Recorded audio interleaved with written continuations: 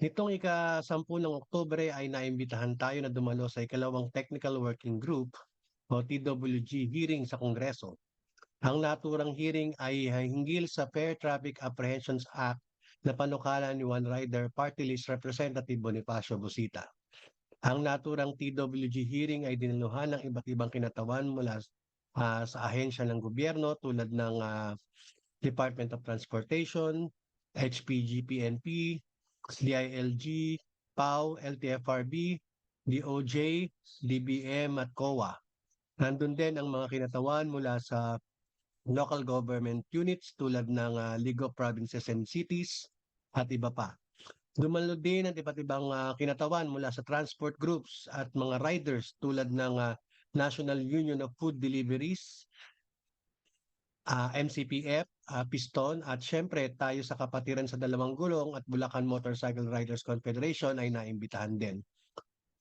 Layunin ng panukalang batas na mas maging patas ang panghuhuli sa mga traffic violators at mas mabigyan ng proteksyon ang mga motorista laban sa maling panghuli ng mga enforcers, lalo na yung mga abusado.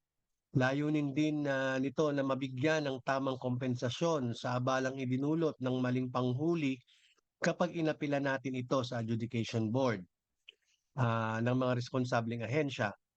Narito ang ilang video clips na naganap sa hearing ng TWG at ang pahayag ng ating tagapangulo sa kagulong at BMRF na si kapatid na Robert Perillo. Kung gusto kong abusuhin yung enforcers nila, nag-complain ako. Tama ang huli pero nanalo ako. Hindi ako yung questionable. Yung adjudication board or committee ang may problema doon. Now, tatanong po siguro ng iba, kung gano'n ang nangyari, anong damage sa motorista? Siya pa rin ang ma-permission po doon. Kasi several times siya mag-appear sa adjudication. Abala, gastos, stress, absence sa trabaho. Then finally, hindi naman siya nanalo. So siya pa rin ang magsasuffer doon. Yes, Congressman Lutz. Mr. Chair, thank you for clarifying that point. No? And to the representative of the DOTR, thank you. We now understand, I think we now understand more kung saan po kayo nanggagaling, no? When it comes to the enforcers, appealing yung compensation. Just to clarify, your suggestion, would the enforcer be allowed to intervene in the regular court case without finding of yung intentional kasi po, no, as mentioned, probably this is something for us to settle later on sa Section 13. But while we're on the matter, kasi yung suggested edit concept po na will be in this provision. So yung Section 13, I think it's the second paragraph. Kasi it does provide that the personnel shall be... Motorcycle Riders Confederation at ng Kapatiran sa Dalawang Gulong, Riders of the Philippines, maraming nagsalita kanina rin dito na at may isang riders dito, umalis na rin si Sir Arden Santa Cruz. Sa bahagi po ng riding community, napapanahon na ang ganitong klaseng panukalang batas ay kailangan namin dahil sa laganap na problema namin sa mga panguhuli, no, na maling panguhuli, no, at sa haba ng discussion tungkol dito at alam ko pangalawang TWG na ito ngayon at ang tingin ko rin naman ay ang lahat naman ay sang-ayon na maisulong at maisabatas ang Fair Apprehension Act na ito, pero may konting dilema lang sa iba't ibang mga department dahil nga po ay mukhang tungkol doon sa penalty sa mapapatunayan na mali yung panguhuli, yung confiscation. Umapila kami sa bahagi ng riding community sa lahat ng department head at sa mga kasama dito na ang bottom line sana ng ating mga discussion kaugnay dito sa panukalang batas na ito ay tumungo doon sa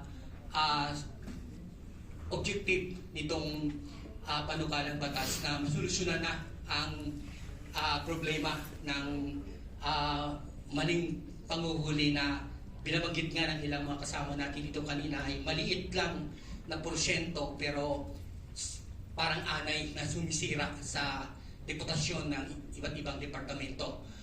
Kami sa riding community, katulad ng binanggit kanina ni Sir Atoy, ay komisan by adjudication tayo pero wala kaming lakas ng loob na mag-contest dahil wala kaming tiwala. Although, sinabi naman ni Congressman Busita kanina na sa pamamagitan ng bill na sinusulog na ito ay masisigurado na yung aming mga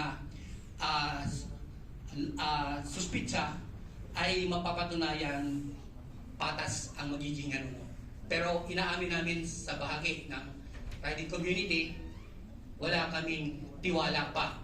Kaya nakikiusap kami sa lahat na sana mapagtulong-tulungan natin na pasa itong panukalang batas na ito na sinusulong ng ating putihing Congressman Busita para sa kapakinabangan ng partikular na sa bahagi ng milyong-milyong riding community na laging biktima ng maling panguhuli at nababala. So,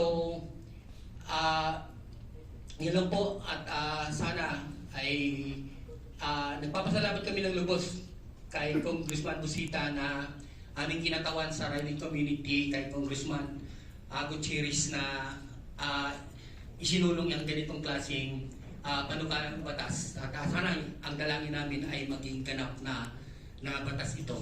Salamat po. Salamat, Mr. Pirillo.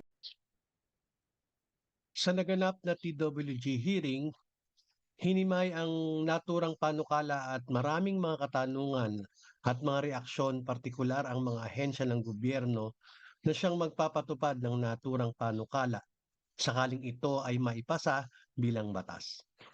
Ilan sa mga ito ay sa usapin ng pondo hinggil sa kompensasyon. Kung ito ba ay kukunin bilang off-budget o isasalang ito sa taunang budget hearing upang maisama sa General Appropriations. Sa katanungang ito ay nangako ang Department of Budget and Management na magbibigay sila ng suhestyon kung saan maaring o posibleng kunin ng pondo. Isa rin sa mga katanungan ay hinggil sa kompensasyon ng motorista na biktima ng maling panghuli, kung ano ang pamantayan, kung magkano ito at ito ba ay batay sa kada araw na kanyang kinikita na nawala sa kanya habang siya ay umaapila sa adjudication board.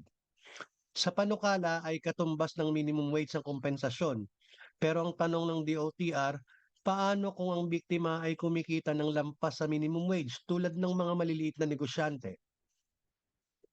At isa pang tanong ay bukod sa driver, kasama rin ba na mabibigyan ng kompensasyon ang mga operator tulad ng mga truckers na na-impound ng ilang araw ang kanilang pagmamay-ari na truck at hindi nakabiyahe?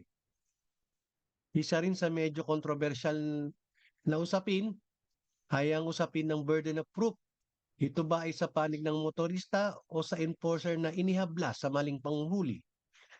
Ang mga katanungan at reaksyon na ito ay masusing hinimay at pinagdebatihan sa naturang hearing na ang layunin naman ay mapaunlad pa ang panukalang batas. Sa huli, malinaw naman ang ultimong layunin ng panukala, ang managot ang mga enforcer at ahensya na napatunayang mali ang panguhuli nito at masigurong hindi na mauulit ito.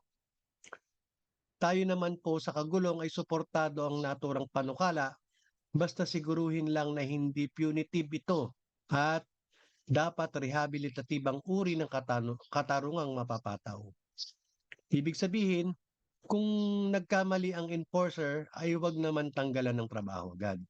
Mas mainam na idaan ito sa programang re-education hinggil sa traffic laws upang mas mapaghusay niya ang kanyang trabaho at siguruhin ito ay maging makatarungan.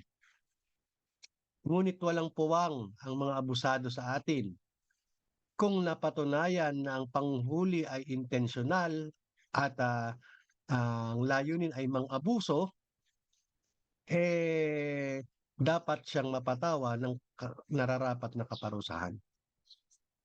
So, sa pinangkompensasyon ay malinaw naman na hindi sagot ni enforcer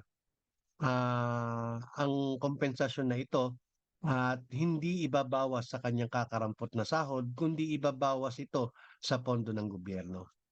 Okay na tayo doon at umaasa tayo na matukoy ito saan sa pondo ng gobyerno ito kukunin.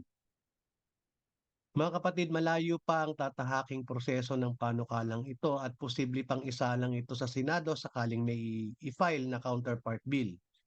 Patuloy tayong magbabantay at titiyakin natin sa kagulong na maipasa ang panukalang ito na patas at makatarungan at higit sa lahat walang nalalabag na karapatan. Kayo mga kagulong, ano ang masasabi niyo sa panukalang ito? I-comment lamang po sa ibaba at ipahayag ang inyong mga saloobin. Maraming salamat po sa panonood at pakikinig sa ulat na ito at sana ay i-share at i-like natin ito sa mga kapwa kagulong at mag-subscribe na rin tayo sa ating channel, ang Kagulong 2020 TV. Ito po ang inyong kapatid at kagulong na si Don Pangan at nagpapaalala sa inyo na laging mag-iingat sa biyahe at isulong ang ating kapatiran, bayanihan at ipaglaban ang ating karapatan.